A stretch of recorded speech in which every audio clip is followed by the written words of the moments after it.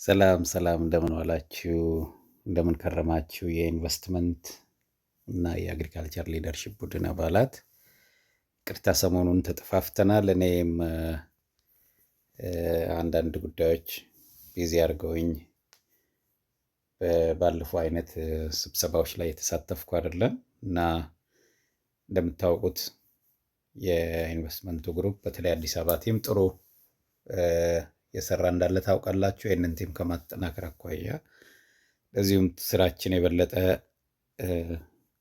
ተጠናክሮ እንዲቀጥል ከኮንሰልተንሲ ቲም የጋዮ ኮንሰልተንሲው እንደምታውቁት ኢንዲፔንደንት ነው። ውስጣዊ አሰራር ላይ ብዙ ኦፕሬሽን ላይ አይደለም ወር የሚያደርጉት እነሱ ዶክመንት መዘጋጀት በሚኖርበት ሰዓት፣ ለዚህም ደግሞ መረጃ በሚያስፈልገን ሰዓት ሙያዊ አስተያየት ሲያስፈልግ የሚያግዙ ናቸው እንጂ ኦፕሬሽን ላይ የሚሆኑ ሰዎች አይደሉም እና አጠቃላይ ስራውን ክትትል ማድረግ እና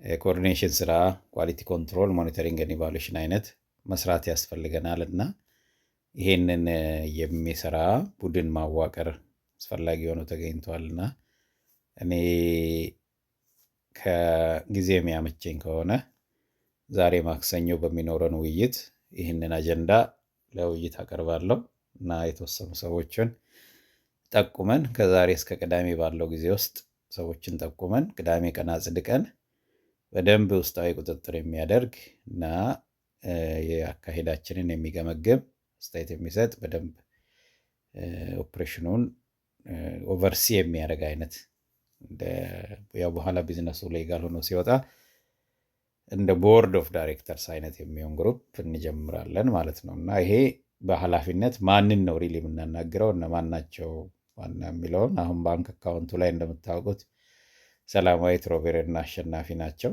ሮቤራ እና አሸናፊ ነው ያሉት። ግን ከነኚህ ሰዎች ትንሽ የልምድና ሙያዊ ስብጥሩን ቀየጥ አድርገን ተወሰኑ ሰዎች ጨምረንላቸው በየጊዜው እየተሰባሰበ ኦቨርኦል ጉዞውን የሚቆጣጠር እና ህጋዊ ስንሆን ያው በደንብ ቦርድ ኦፍ ዳይሬክተርስ እንደዚህ ኤክስኪዩቲቭ ቲም ይወጣል። ለአሁኑ ግን ይሄን ማድረግ አስፈልጓል። ያው በበጎ ፈቃድ እዚህ ደርሰናል፣ ግን ትንሽ የተወሰነ ስትራክቸር እንድንጨምርበት ፈልጌያለሁ እና እስቲ ሀሳብ እዚህ ላይ ያላችሁን ሀሳብና አስተያየት ንገሩኝ። በተረፈ ዛሬ ማክሰኞ ምሽት 2 ሰዓት እንገናኝ እና በደንብ እንወያያለን። አብራችሁን ስለሆናችሁ እጅግ አመሰግናለሁ።